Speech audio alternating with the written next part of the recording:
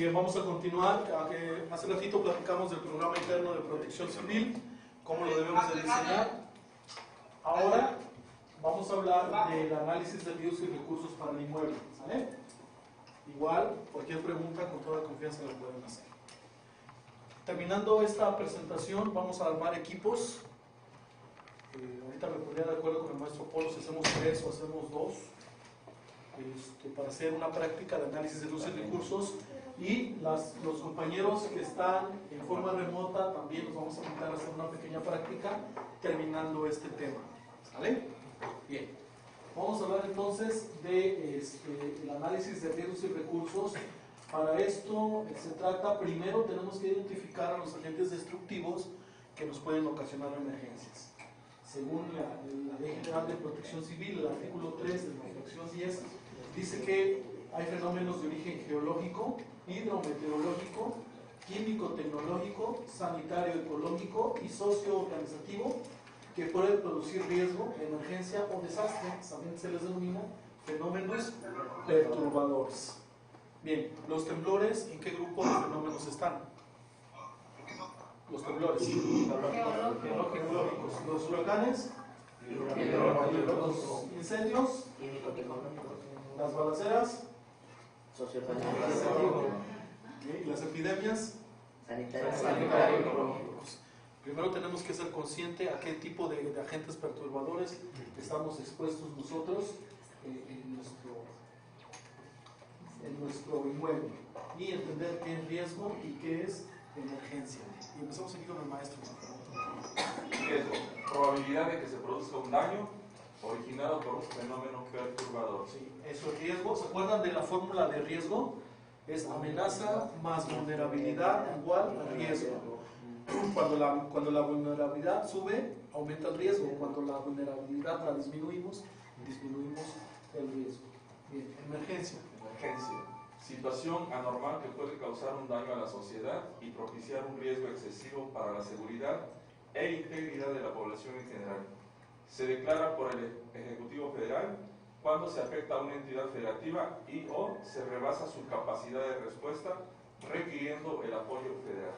Eso es emergencia según la Ley General de Protección Civil, artículo 3, fracción 18. Desastre. Por favor.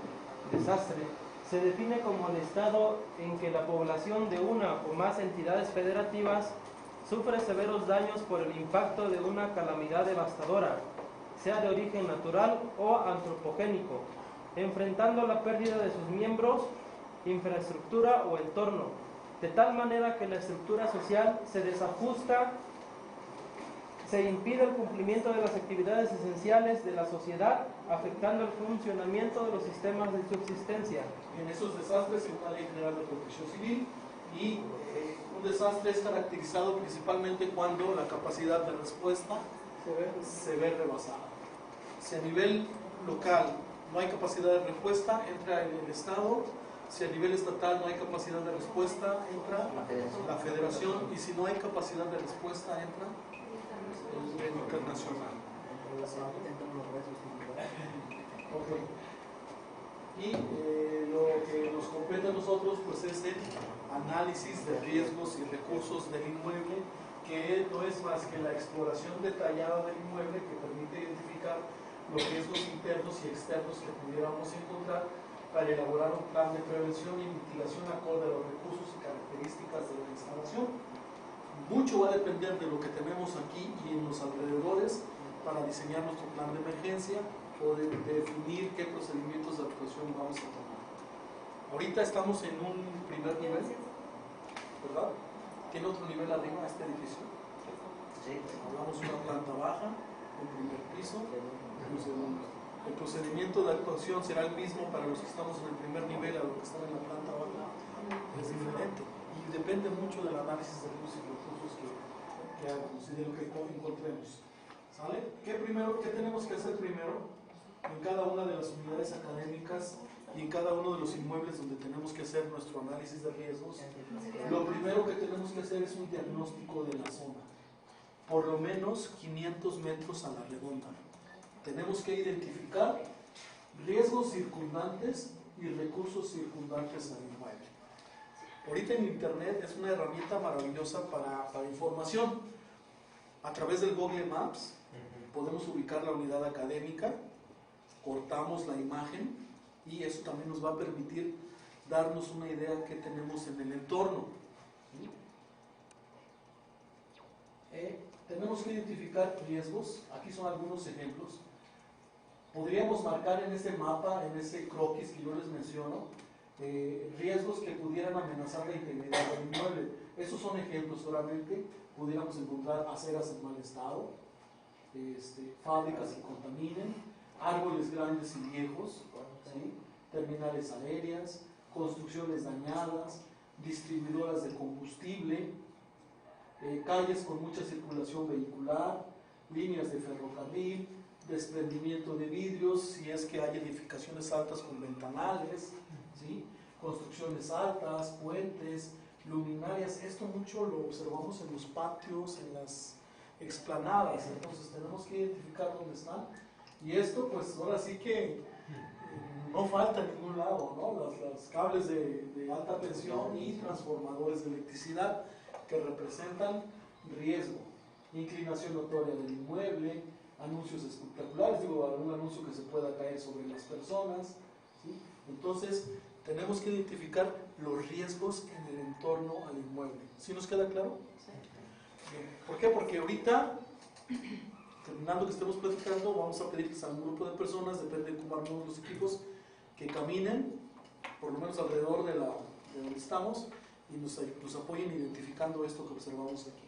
En cuanto a riesgos, también tenemos que identificar, ¿qué dice ahí? Recursos o apoyos en cuanto a personas que estén cerca del inmueble y nos puedan apoyar. Médicos, grupos de búsqueda y rescate, militares, ingenieros, policías, brigadas canófilas. Les vuelvo a repetir, estos son ejemplos solamente de lo que pudiéramos encontrar cerca a nuestro inmueble. Ingenieros, personal de hospital y todo eso. Si no encontramos nada de ese tipo de apoyos alrededor de nosotros, ese vacío lo tenemos que cubrir nosotros mismos. Digo, es fácil pensar si tenemos un médico cerca de la unidad académica, pues ya sé que si ocurre algo acudimos con él, y si no, pues tenemos que ver la forma, ¿no? de darles atención. También tenemos que identificar recursos o apoyos en cuanto a lugares, por ejemplo, algún centro de salud que haya cerca, alguna terminal, alguna estación de bomberos, algún templo. ¿De qué nos puede servir un templo? De refugio temporal. Miren, hay procedimientos de emergencia que podemos pensar, ok, evacuamos y nos vamos a los patios, si tiembla, ¿no? Pero si hubiera un incendio, hubiera una fuga de gas, una amenaza de bomba, ese punto de reunión no sirve. Nos tenemos que salir completamente del inmueble y podemos pensar en lugares cercanos que pudiéramos utilizar como refugios temporales, templos, albergues o recintos ya designados como refugios temporales, algún hospital que esté cerca, ¿sí? Esos son recursos en cuanto a lugares, y también tenemos que identificar recursos en cuanto a recursos materiales, maquinaria. ¿De qué podrá servir la maquinaria? Para mover, abrir alguna ruta de evacuación y todo eso, ¿sí? Mover escombro, ambulancias, carros de bomberos, equipos de cómputo, herramienta especial. ¿De qué creen que me pueda servir esto? Abrir puertas, tronar candados, chapas, todo eso, ¿sí? Bien, pues esta herramienta también nos puede servir para la atención de emergencia. Tiendas de campaña, sistemas de comunicación, de transporte, ¿verdad? Algunos planos, croquis de los inmuebles, equipos contra incendio, ¿no? A lo mejor hay un almacén de abasto, de alguna tienda, aguas, víveres, alimentos no perecederos que podamos ocupar, ¿sale? Eso es lo que tenemos que hacer. ¿En dónde? ¿Adentro o en el alrededor? Alrededor. ¿A qué distancia les decía? A 500 metros. 500 metros a la redonda tenemos que identificar, apoyándonos con un mapa, un croquis, digo ahorita una fotografía de Google Maps, podemos utilizarla y marcar ahí los riesgos y los recursos que podamos ir encontrando. ¿Sí? Bien. Tenemos que desarrollar este diagrama de procedimientos para hacer ahora adentro de la unidad académica. ¿Qué tenemos que identificar? Tenemos que hacer un diagnóstico estructural y eso tiene que ver completamente con la estructura del inmueble. Y de este lado tenemos que hacer un diagnóstico de quiénes creen. ¿Quién me dirá? Del lado derecho de la pantalla.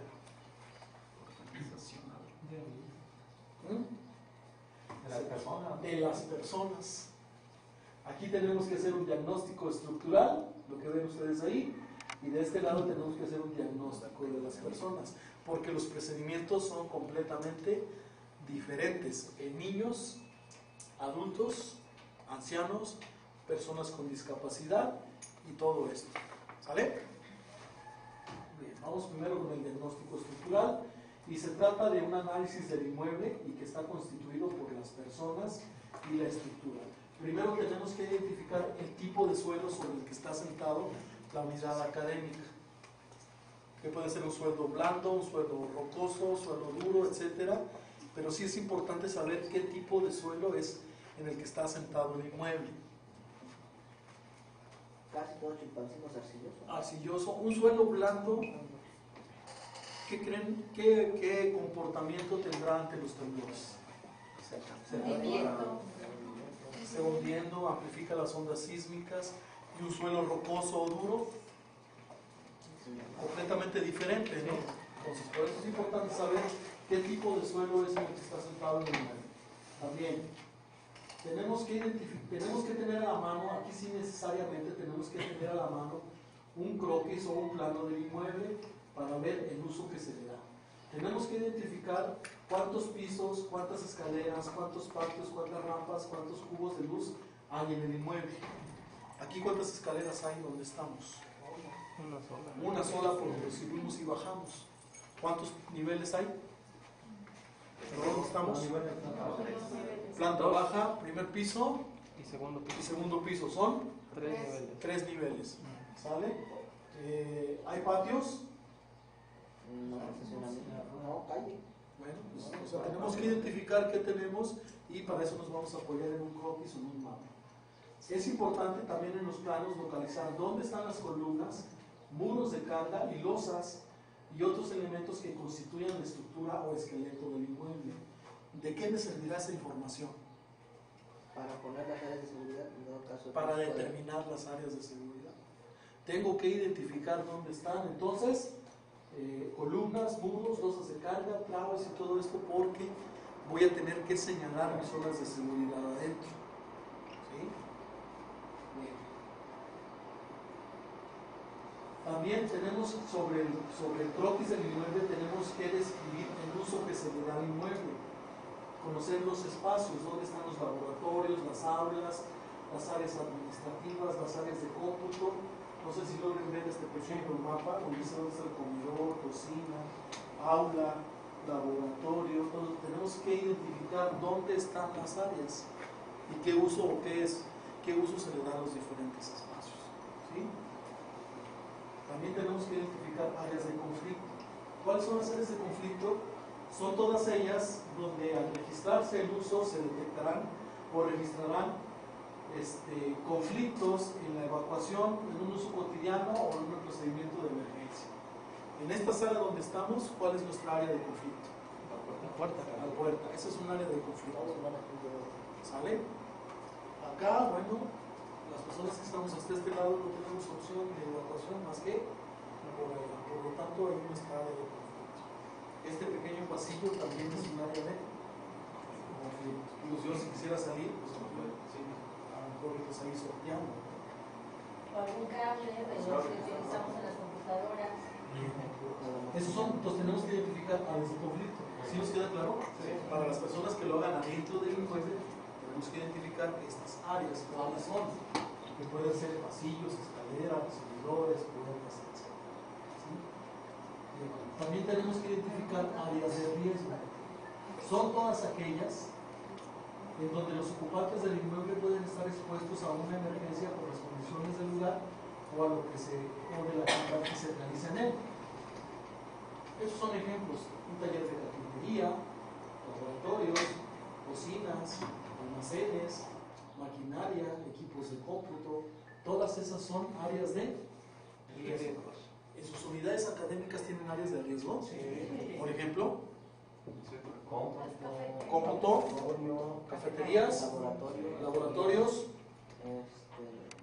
Pasillos, inclusive las mismas escaleras. Esas son áreas de conflicto, áreas de riesgo donde Donde puede ocurrir algún siniestro. siniestros, sí. Talleres, laboratorios, cocinas, ¿sale? Tengo una observación, jefe Javier. Adelante. Gracias. Hicimos un simulacro en la prepa 37 en Cutzamala. Notamos un área de conflicto que debe de ser para las demás, para todas las unidades académicas que están construyendo edificios de niveles, en el cual en el segundo nivel, cuando estábamos haciendo el simulacro, se conglomeró mucha gente y se detenía.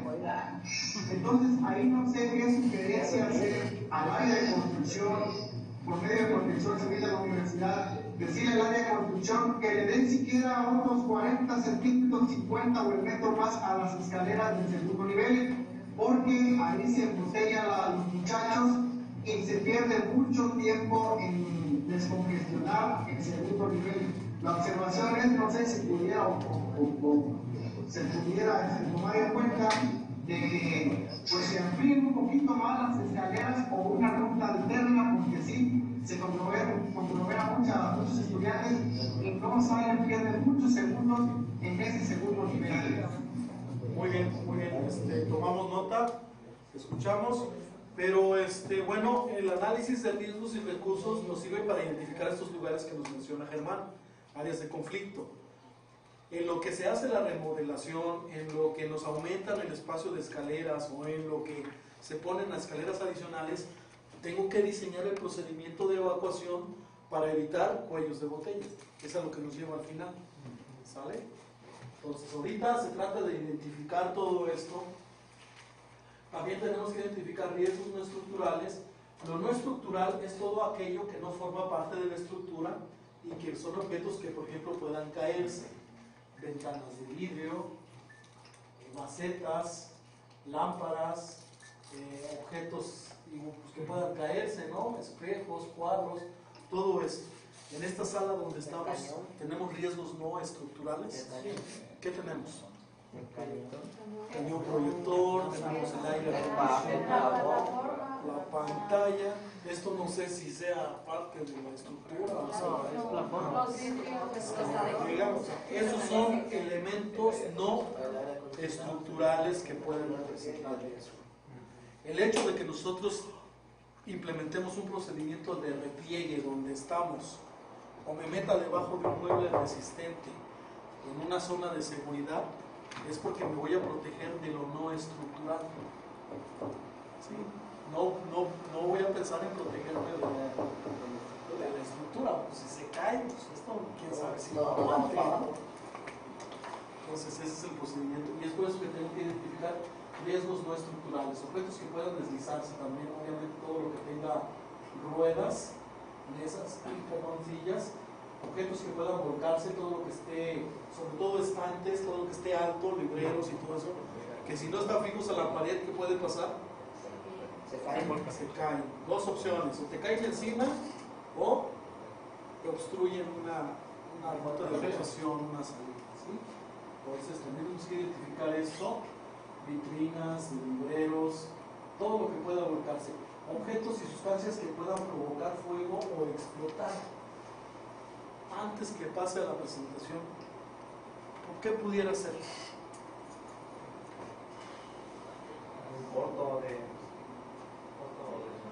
Sustancias químicas, almacenes de madera, tela, papel, ¿se puede prender? ¿Puede originarse un incendio ahí? Ok, por lo tanto son riesgos no estructurales que tenemos en el inmueble. ¿Sí? Y los tenemos que identificar, donde almacenan los aromatizantes y todo esto para la limpieza. Una vez que los tenemos identificados, también tenemos que identificar objetos que puedan iniciar un incendio. Personas que fumen, parrillas, veladoras, cafeteras, instalaciones eléctricas en mal estado, todo esto puede originar un incendio.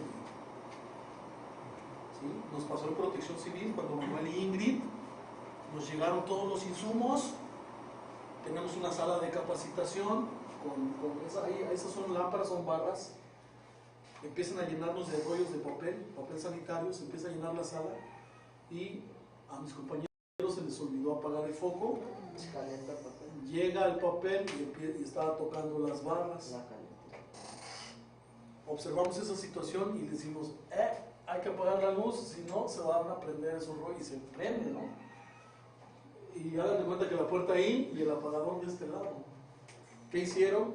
Ahora sí que por arriba buscaron al más flaquito de ellos y fueron haciendo y hasta que le llegó el apagador, apagó el foco y se regresa. ¿Sí? Entonces, ¿riesgo de incendio ahí? Sí, por el papel almacenado. ¿Qué había ahí? Pues algo que puede iniciar un incendio.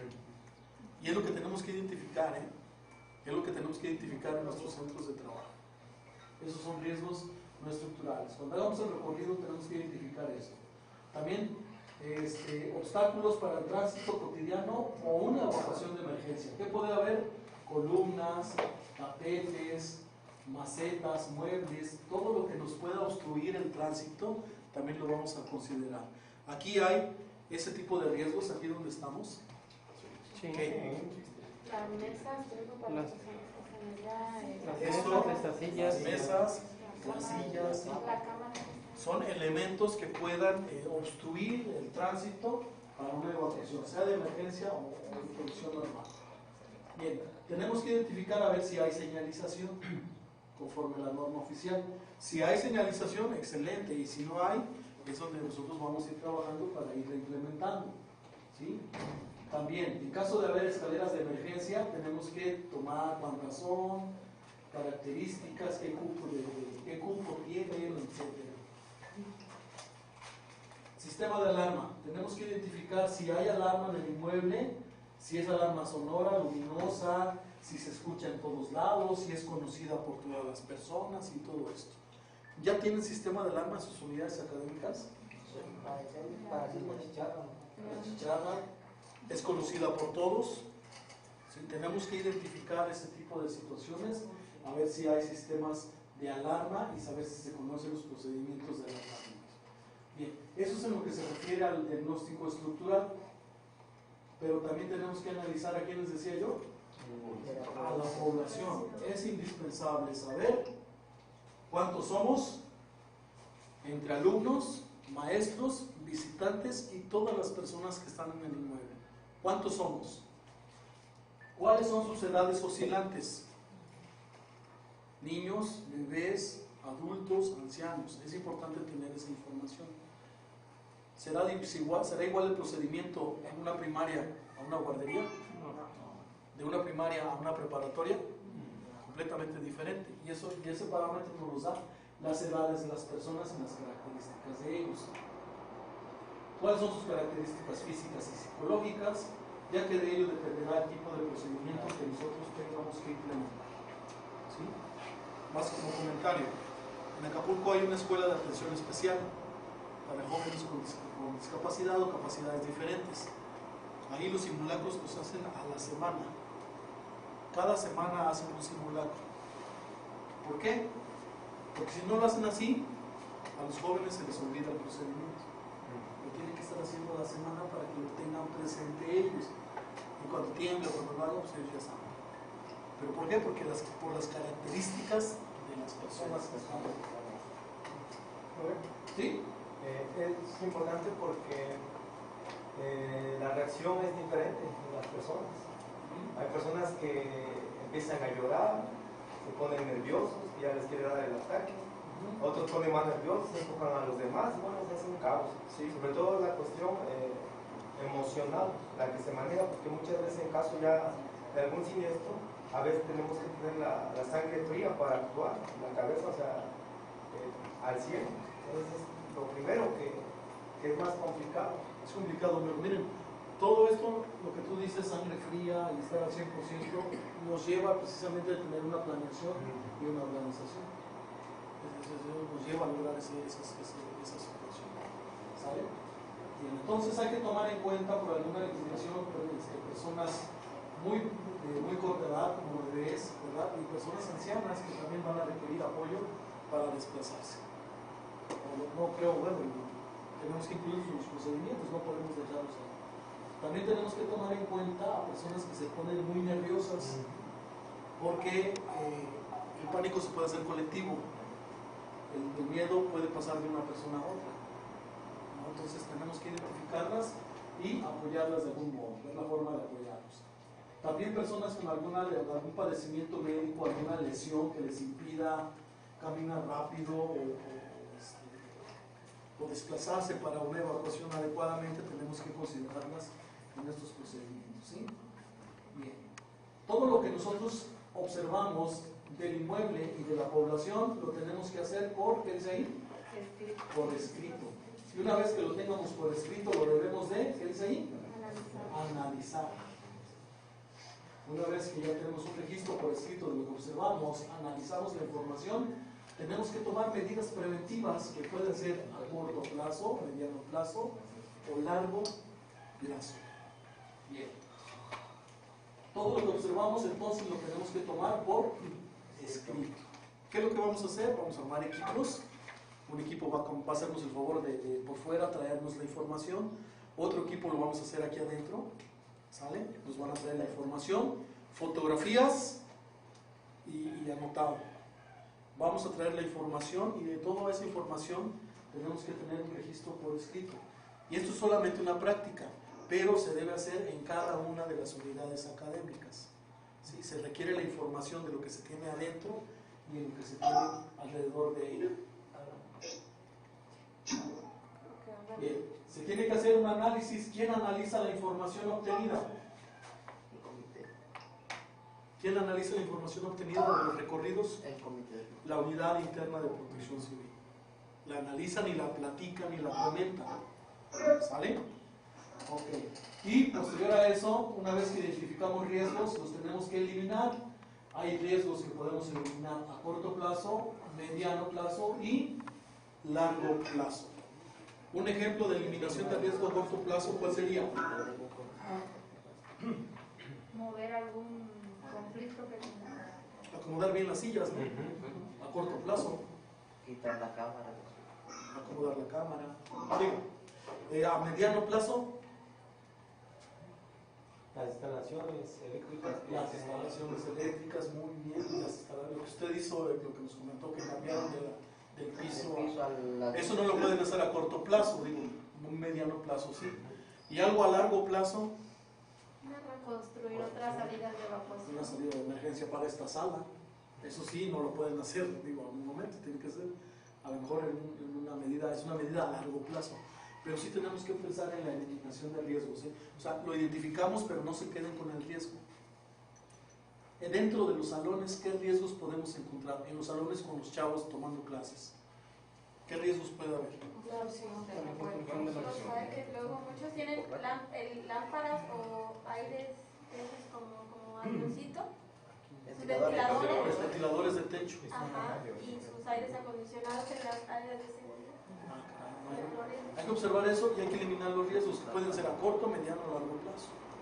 También, por ejemplo, el tamaño del salón y el número de alumnos, porque muchas veces rebasan. Así están muy aglomerados. Sí, y luego para salir, pues. Tenemos que pensar cómo nos vamos a acomodar de tal forma que en lo que distribuimos a los alumnos, tenemos que pensar cómo nos vamos a acomodar para que si tenemos que evacuar, no sea que haya un conflicto al momento de evacuar, ¿no? Las bancas, ¿cómo están Eso sería la adecuadas? distribución. Una distribución adecuada. Por ejemplo, mucho se nos pide el trabajo colaborativo. Integramos a los muchachos y se colocan donde quieren, ¿no? Cuando la recomendación que platicábamos con mi compañera es hay que colocarlos todos alrededor, los equipos así alrededor, no en medio, porque obstruyen, pues, definitivamente. Y que eso, por ejemplo, ya pudiéramos pasarlo hasta a nivel de consejo de unidad, como un acuerdo ya, que el consejo de unidad apruebe esa situación, que todo maestro que trabaje de manera colaborativa con los muchachos deba de colocarlos así. Sí. Sí. De hecho, miren, en cada auditorio, en cada evento, antes de iniciar, se debe de dar a conocer el procedimiento de emergencia. Por ejemplo, si tú vas a lo ideal, te voy a platicar lo ideal. Si tú vas a un cine a ver una película, tú llegas, te sientas, antes de que te proyecten la película, te deben de proyectar las rutas de evacuación. En caso de temblor, su ruta de evacuación es esta. Es lo ideal. Así lo hacen en el Senapred cuando vamos a capacitaciones o conferencias. Antes de que inicie el conferencista, nos ponen el video de rutas de evacuación, puntos de reunión y todo eso.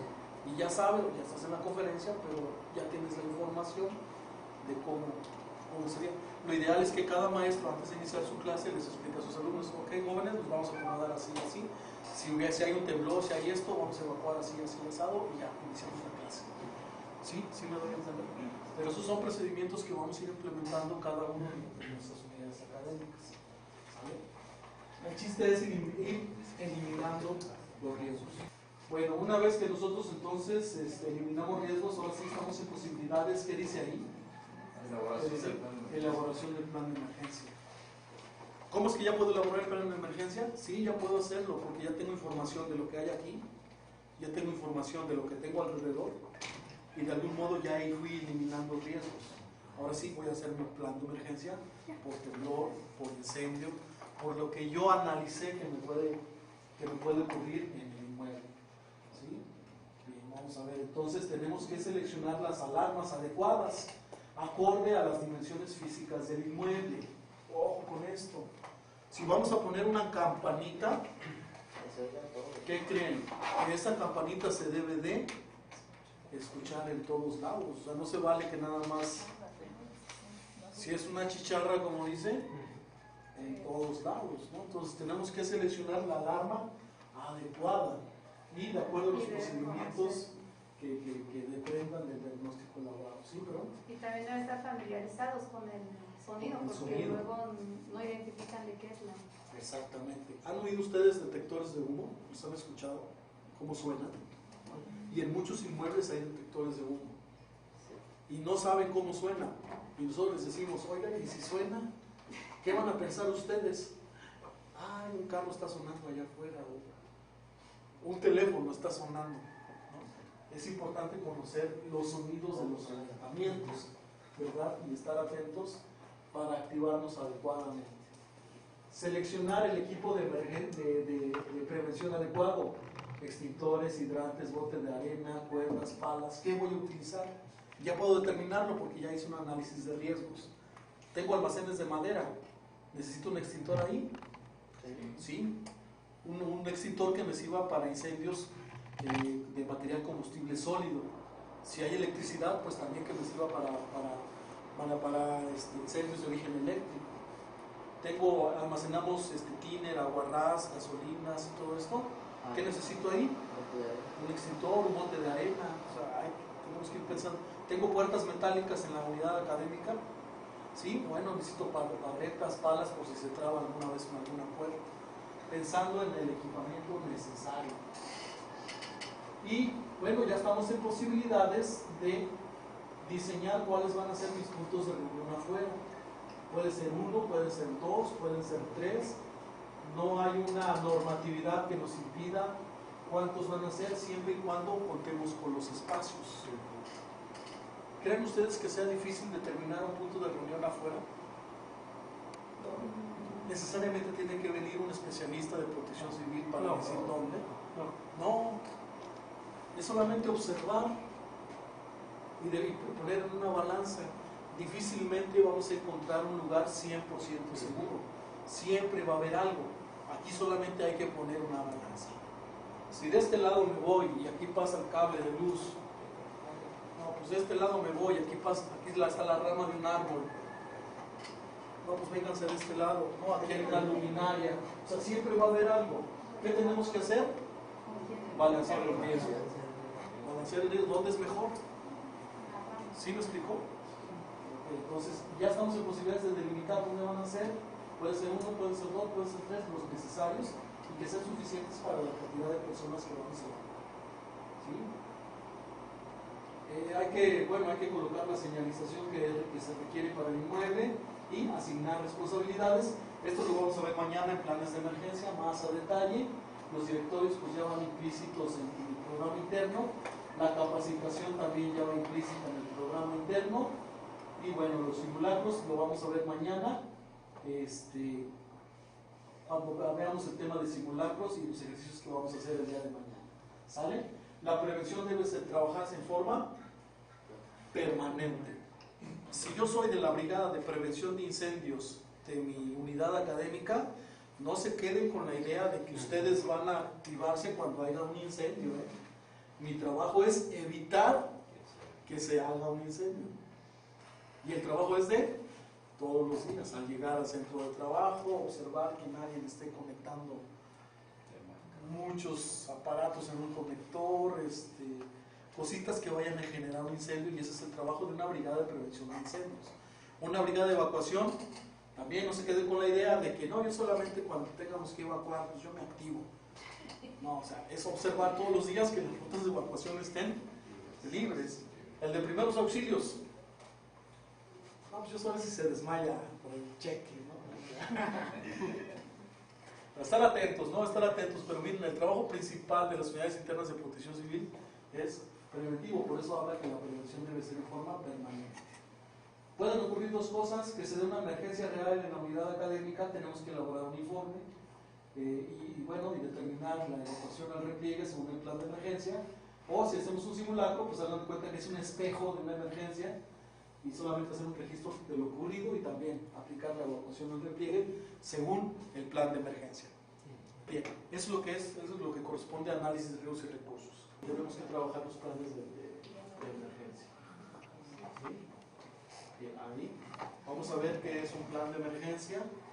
Me voy a ir apoyando con cada uno de ustedes y empezamos aquí con la maestra, por favor. Sí, claro. Secretaría de Protección Civil. Pasen a la siguiente. Ahí está. Conjunto de acciones, definición. Conjunto de acciones y actividades previamente programadas para ejecutarse ante la amenaza o impacto de la misma. Bien, los planes de emergencia, ojo, los planes de emergencia son acciones y actividades previamente programadas y que se van a ejecutar ante el impacto, ante la amenaza o impacto de algún riesgo. Son actividades previamente programadas. Los planes de emergencia no se diseñan cuando ya tenemos la emergencia encima. Los tenemos que diseñar previamente. ¿Sí? La siguiente, por favor. Los planes de emergencia deben de ser discutidos y aprobados. ¿Discutidos por quién creen? Por la comunidad. No. Sí, la comunidad, pero ¿quién es la unidad interna? La unidad interna de protección civil. Deben de discutir el plan de emergencia. Porque algunos pueden tener un punto de vista, algunos pueden tener otro punto de vista. No, en los grupos vamos a acomodar a los alumnos en filas, no, mejor en herradura o en diferentes formas, de tal modo que se tiene que discutir y llegar a un solo acuerdo toda la unidad interna de protección civil. Por eso los planes de emergencia deben de ser discutidos y deben de ser, ¿qué dice ahí? Aprobados. ¿Por qué creen que debe ser aprobado? Independientemente de que lo tiene que aprobar Protección Civil, independientemente de que lo tiene que aprobar Protección Civil o quien sea, dentro del inmueble, ¿quién debe de aprobar el plan de los procedimientos de emergencia? ¿Quién cree? Los responsables. El responsable del inmueble, el director de la escuela. Porque, ¿qué tal si el plan de emergencia dice hay que bajar la luz? El director de la escuela debe de aprobar ese procedimiento. ¿Qué tal si el plan de emergencia dice salir completamente del inmueble? El director de la escuela debe de aprobar ese procedimiento.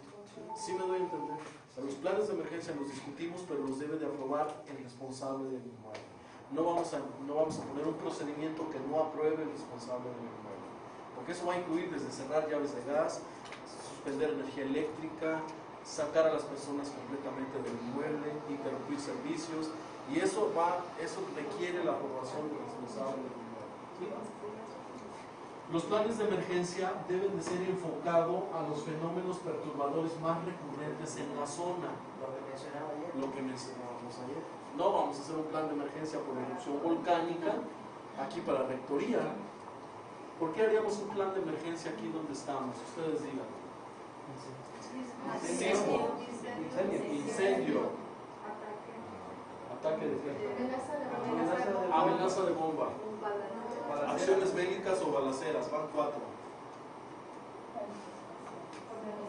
Manifestaciones, mítines, disturbios, van 5. ¿Qué más? ¿Tsunami?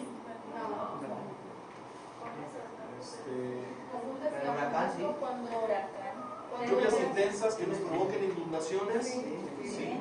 Ok. Vamos a considerar los fenómenos más recurrentes en la zona para diseñar un plan de emergencia. Estamos.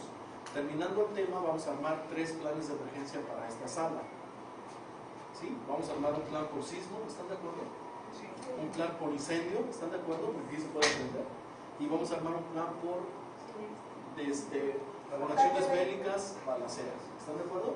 Vamos a diseñar 3 planes de emergencias para esta sala ahorita que terminemos este plan.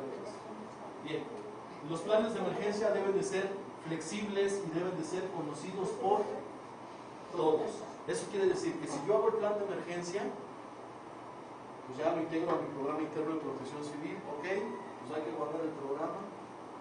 No, el plan de emergencia debe de ser conocido por todas las personas que están en el lugar. Alumnos, maestros, personal administrativo, de intendencia, todos deben de conocer el plan de emergencia, porque se activan todos, ¿no? Entonces debe ser conocido por todos. Los planes de emergencia deben de ser practicados mínimo 2 veces al año.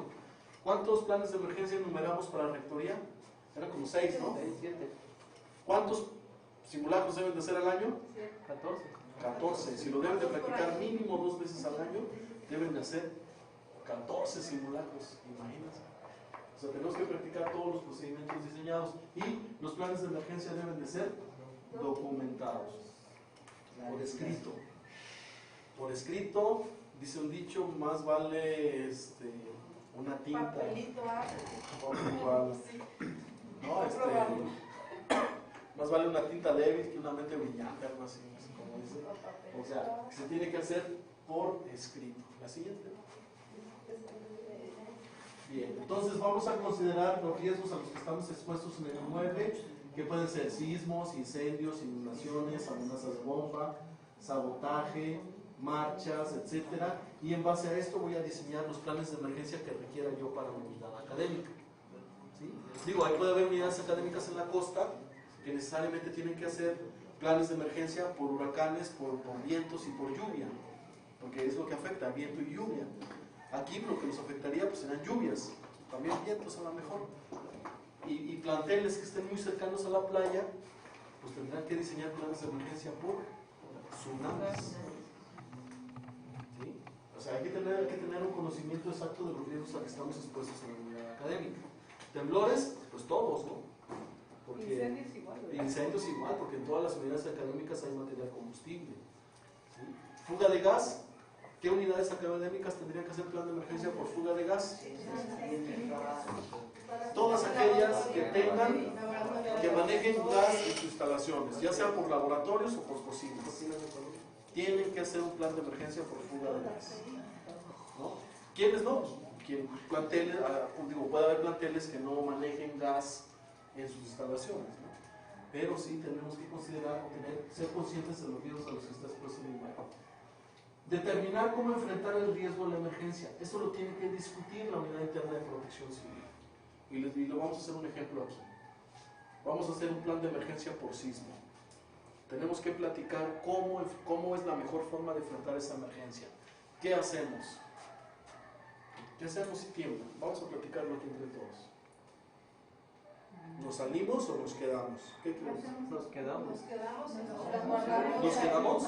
¿Sí están de acuerdo? ¿Nos quedamos? Aquí, sí, aquí. Por la pluma. Por la pluma, ok. ¿Dónde nos quedamos? Replegarnos en las zonas. ¿Dónde? Aquí sería. En el modo de contención, como lo mencionaban antes, si tenemos la seguridad de que esto es un muro de contención, Ajá. nos podremos replegar aquí. ¿Nos pegamos ahí? Quiero pensar que entre esas dos partes, entre las dos columnas, puede haber una trave. Ok. Pero está el falso plafón aquí. Entonces, ¿esto se puede caer? Podemos pensar que se puede caer. Entonces, La idea sería el resguardo, pero por el resguardo los panes. Se aguanta, nos vamos a parar aquí entonces. ¿Es más seguro que nos quedemos aquí a que nos intentemos salir de algún temblor? En este caso, en el lugar aquí sí. En el Llegar aquí sí, ok. Y aquí donde nos quedamos, nos dicen que pegados a la pared, ahí donde están los seguros, ahí donde están las compañeras, ¿es correcto? No, está al aire, entonces nos pararíamos ahí donde están ellos. Ok, si nosotros que estamos aquí nos quedamos parados aquí, ¿estamos bien? ¿Qué tenemos que hacer? ¿Pegados a la columna? ¿Sí, a la columna? ¿Sí? ¿Y acá también? Sí, también. De este lado, porque de qué lado están los que... Aquí este lado también se esa caja de ¿Acá? luz. ¿Pegado aquí? Vamos a caber. Esto que estamos platicando es precisamente determinar cómo enfrentar el riesgo de la emergencia. Ustedes pueden tener un punto de vista, ustedes pueden tener otro punto de vista. ¿De qué se trata? De que todos lleguemos a un solo procedimiento. Y al procedimiento que lleguemos todos debe ser conocido y acordado por todas las personas. Y piénsenme bien cómo lo vamos a hacer, porque vamos a hacer un simulacro. Asignación de responsabilidades, quién hace qué y cuándo. En los planes de emergencia tenemos que designar responsabilidades. Aquí un procedimiento que tenemos que designar a alguien es, en el momento en que vayamos a evacuar, alguien nos tiene que apoyar abriendo la puerta. En el plan de emergencia tenemos que poner quién lo hace, quién abre puertas, quién cierra las llaves de gas, quién baja la energía eléctrica, quién detiene el tráfico para que nos podamos salir, quién cuenta a las personas una vez que ya nos salimos, quién revisa la estructura a ver si ya nos podemos meter, quién le llama a bomberos, quién hace qué y cuándo. ¿Sí nos queda claro? Tenemos que asignar responsabilidades con nombre y apellido, determinar el alertamiento que requerimos según la emergencia que se está presentando. Fácil. Si es un temblor, ¿esperamos a que alguien vaya y toque la campana? ¿O nos activamos en el momento en que sentimos que está temblando? Cuando está temblando, el mismo temblor es el alertamiento, nos acomodamos y nos colocamos. ¿Sí? Si tenemos alerta sísmica, ok, suena la alerta sísmica y nos activamos, es lo mismo. Pero si es un incendio, sí requerimos de un alertamiento. Porque no se vale que nos demos cuenta del incendio cuando ya tengamos el humo aquí, ya no nos vamos a poder salir. Tenemos que salirnos oportunamente, de tal forma que si la Brigada de Prevención de Incendios lo controló, qué bueno. Si no, nosotros ya estamos afuera. Por eso tenemos que determinar los alertamientos en nuestras unidades académicas. ¿Qué podemos utilizar como alertamiento? Ustedes díganme. Silbatos, detectores de humo, silbatos, chicharras, campanas, altavoces. Tenemos que determinar qué vamos a utilizar de alertamiento y cuál va a ser mi código de alertamiento para que las personas cuando escuchen digan, ah caray, está sonando un silbato, eso es un incendio, y sepan cuál es el procedimiento, porque es diferente evacuar por sismo a evacuar por incendio. Por incendio, ¿cómo evacúan las personas? Tapándose la nariz y caminando agachados. Cuando se quemó un casino en Monterrey hace tiempo, más bien lo quemaron, ¿vieron las imágenes ustedes del siniestro? La cantidad de humo negro y adentro no se ve nada, y supongo que en los casinos hay alfombra como esta, ¿no? Hay mucho material que puede arder fácilmente y genera mucho humo. Entonces ahí las personas deben de evacuar, ¿cómo? Tapándose la nariz y caminando agachados, ¿sí? O sea, el alertamiento me va a indicar también el procedimiento de evacuación, cómo va a ser y hacia dónde me voy a dirigir. Por eso tenemos que pensar en el plan de alertamiento. ¿Cuál va a ser? Conocimiento exacto del área de influencia del plan. Importante. Nos ubicamos otra vez en este edificio. Los compañeros que están en la planta baja, si tiemblan, ¿se repliegan o evacúan? Evacúan porque están en la planta baja, no van a bajar escaleras. Y nosotros que estamos en la planta alta, ¿evacuamos o nos replegamos? nos replegamos. Tenemos que tener conocimiento exacto de la área de influencia del plan, porque hemos observado que en muchos lugares lo hacen al revés. Los que repliegan son los que están en la planta baja y los que evacúan son los de la planta alta. Entonces no tenemos conocimiento exacto del área de influencia del plan. Determinar rutas de evacuación en el área. ¿Ya podemos determinar rutas de evacuación aquí? Sí, porque ya los compañeros hicieron el recorrido y ya vimos que tenemos. ¿Cuál va a ser nuestra ruta de evacuación? ¿Cuál va a ser? Aquí no estamos. ¿Cuál va a ser? Ruta de evacuación para irnos hacia donde dijimos. Ruta de evacuación. El plan es diferente. La ruta de evacuación, ¿cuál va a ser? El acceso, la puerta para La puerta, escalera. la escalera y abajo, ¿por dónde? Por la pluma y salir a la puerta. Y salimos a la esa es la ruta de evacuación y es la única. Si hubiera una salida de emergencia o una escalera de emergencia, nos dividiríamos. ¿Vale? Entonces, estamos para determinar las rutas de evacuación en el área. Delimitar las zonas de seguridad en el exterior. Esta es la señal que me indica un punto de reunión en el exterior. ¿Estamos en posibilidad de determinarlo con la información que nos trajeron los compañeros? ¿Sí o no? Sí, ya vimos que hay, ¿no? Sí, hay una explanada, está ahí un espacio donde No, como en el caso de Prepa 9 que está bajando las escaleras. Ajá, exactamente. La siguiente, por favor.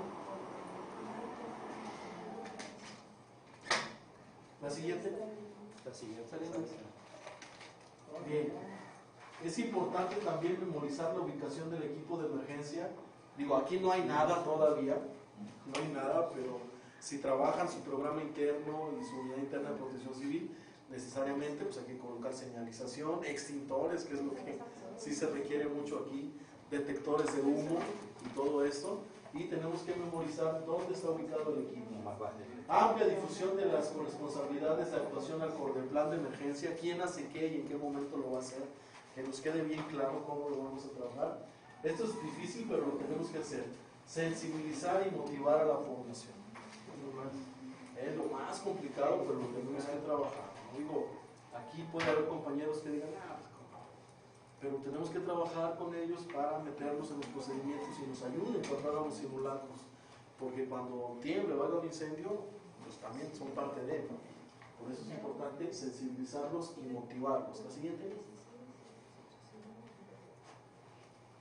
Ok, tenemos que considerar por las características físicas de las personas o psicológicas, sobrepoblación, lo que me decía que puede haber grupos con arriba de 50 chavos, tenemos que considerar eso y cómo va a ser el procedimiento ahí. Personas de la tercera edad, una persona de la tercera edad nos puede complicar un procedimiento de evacuación. Sí, porque hay un espacio, ¿no? O se puede tropezar o cositas así, entonces tenemos que considerar, ¿no? Bebés, niños, personas con dificultades para desplazarse, personas con problemas de salud o personas que se ponen muy nerviosas. Tenemos que observar ese tipo de personas. Cuando fuimos a la prepa, ¿se acuerdan que había un chavo con muletas? Y estábamos en el primer nivel. Hicimos el ejercicio en el salón con ellos y estaba el chavo con muletas. Yo me quedé al final, digo, por si a lo mejor lo dejan atrás y se les olvida, el chavo con muletas. Yo me quedo hasta atrás para vigilar, para ver por lo menos cómo evacúa y no se vaya a caer. Bueno, con muletas el chavo llegó antes que uno. Me ganó a mí. Nosotros tenemos diagnosticados 7 alumnos con discapacidad motriz. Ah, sí. Bueno, pues, son como 4 de la mañana. Bueno, hay que tenerlos ubicados y considerados. De hecho, el salón de uno de ellos lo tuvimos que mover al la primera aula del primer nivel, que es por la de acceso. Y yo creo que este año también se va a contemplar así. Tercero sí va a ser la bronca porque están en el edificio. Nosotros también en nuestra escuela detectamos, observamos a los niños que tienen cierta dificultad, cierta discapacidad, y siempre los colocamos en el primer nivel, En el primer nivel. del piso, Muy bien. con acceso hacia las rampas. Muy bien. Siempre Excelente. existen Muy bien. Igual dentro del salón, no se nos vaya a ocurrir a ponerlo está hasta cerca de la atrás. puerta. Cerca de la Ahí puerta, está, por si se tiene que evacuar.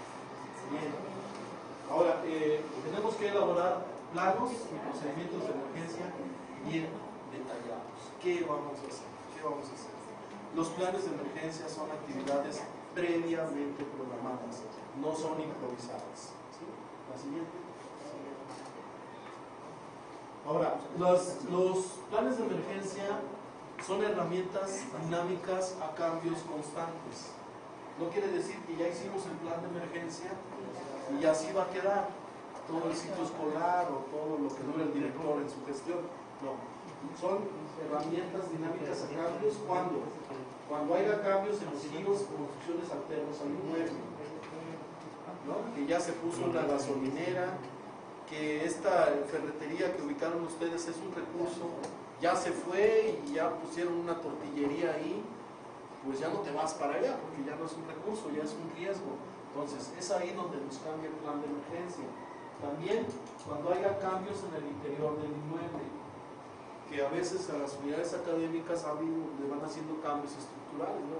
Aumentan salones, aumentan niveles, ponen unas escaleras adicionales, cambian, ese tipo de cambios pues obliga a cambiar el plan de emergencia también. Y bueno, al cambiar el plan de emergencia tenemos que redefinir responsabilidades, quién hace qué y cuándo. También cuando nos van cambiando al personal, nos van rotando al personal. ¿Sale? Y de antemano les digo, en las unidades académicas, con los chavos de preparatoria, en sus procedimientos de emergencia siempre tenemos que contemplar al maestro frente al grupo como brigadista de evacuación y el jefe de grupo necesariamente lo tenemos que incluir también como brigadista de evacuación. Y al momento de evacuar el grupo, la vanguardia es el jefe de grupo con los alumnos atrás de él y el maestro frente al grupo, la retaguardia vigilando o observando que se vaya evacuando adecuadamente. Es la recomendación. Hay maestros que hacen todo lo contrario, ¿verdad? Es la recomendación. Relájense con tal tengan la cara. Vámonos. Sí, es la recomendación que nosotros damos, pero al final de cuentas los que deciden son ustedes en sus unidades académicas. ¿Sí? Bien, la siguiente. ¿Preguntas? ¿Está claro? ¿Está fácil? ¿Sí o no? A partir del análisis de riesgos y recursos tenemos que describir lo que vamos a hacer. El plan de emergencia, ojo, los planes de emergencia no son recomendaciones generales. Por ejemplo, en caso de sismo, conserve la calma, aléjese de todo lo que le pueda caer encima, siga las instrucciones del personal, no use aparatos electrónicos, no prenda ningún cerillo.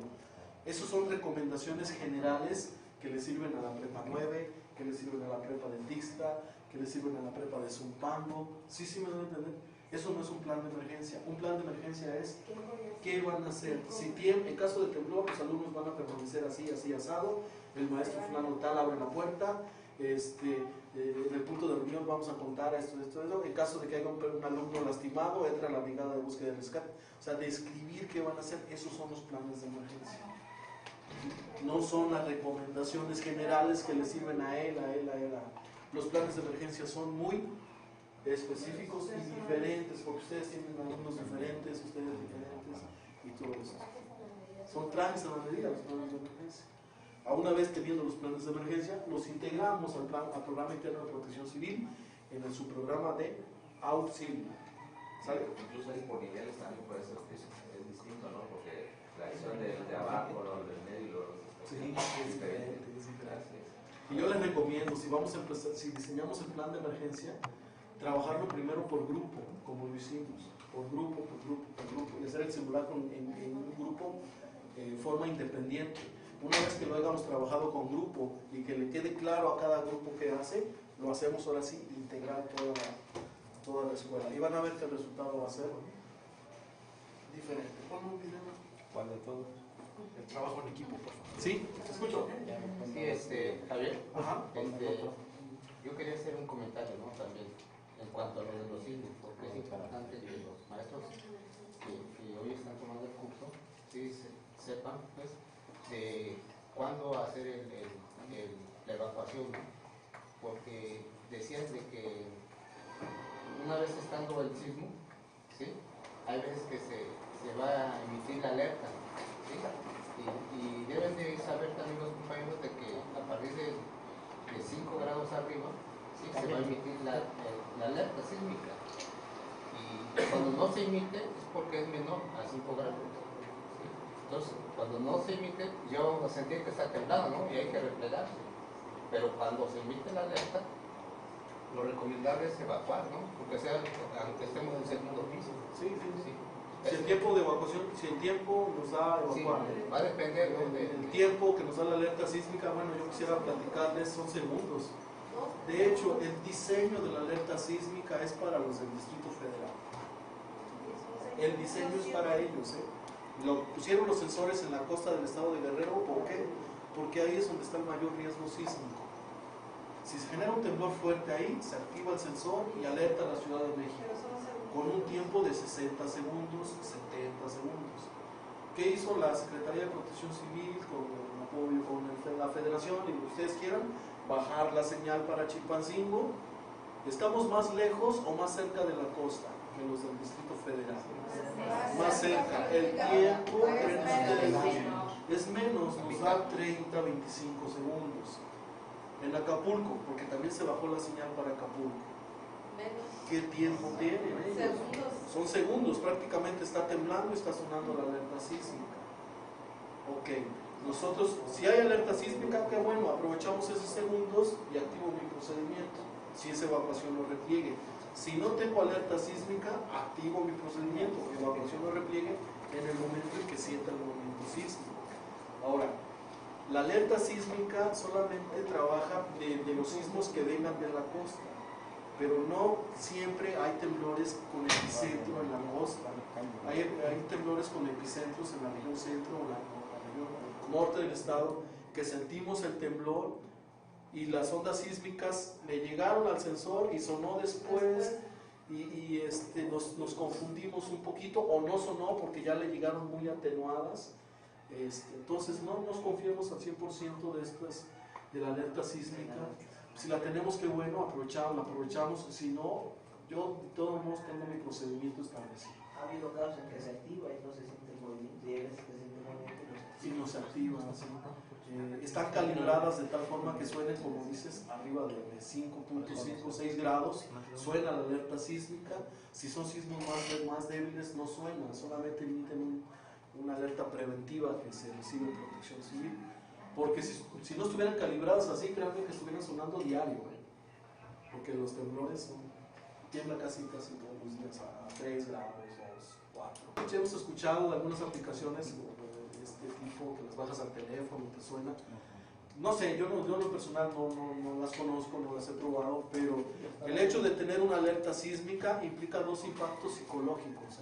Uno es cuando empieza a sonar, porque te espantas de, ay, está sonando la alerta, va a temblar. Y otro es cuando tiembla de veras. Son dos. Este es el agente afectable, que vienen siendo bienes y servicios, población. Agente afectable, y este viene siendo el fenómeno perturbador.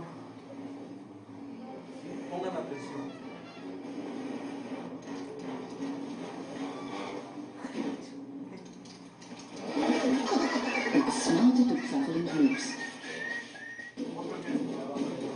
Sistema afectable.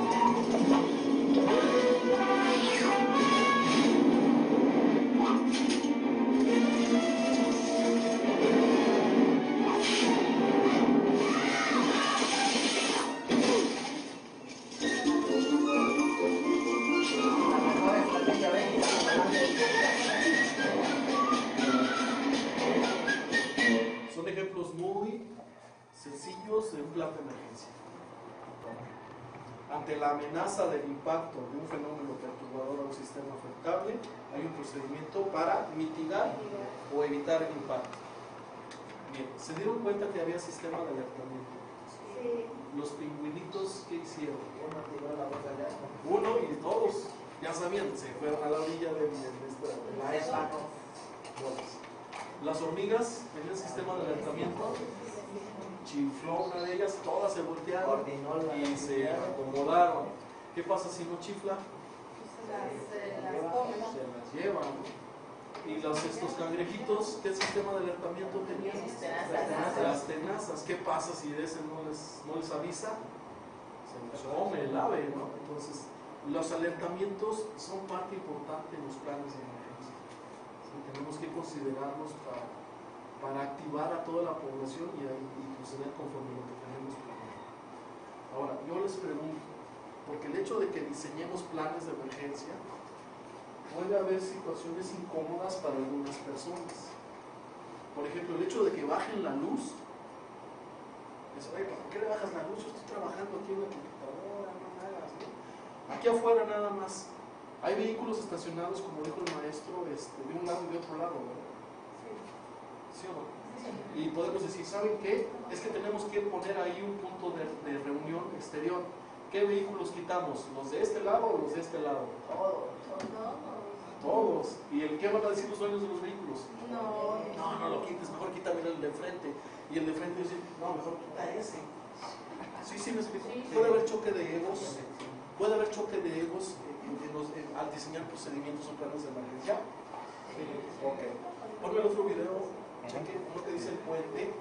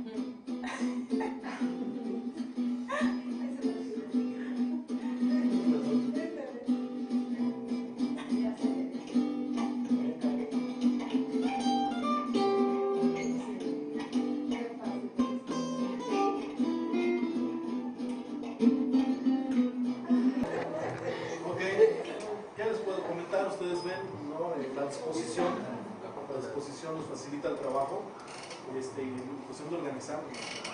¿Vale? Bien, lo que sigue ahorita.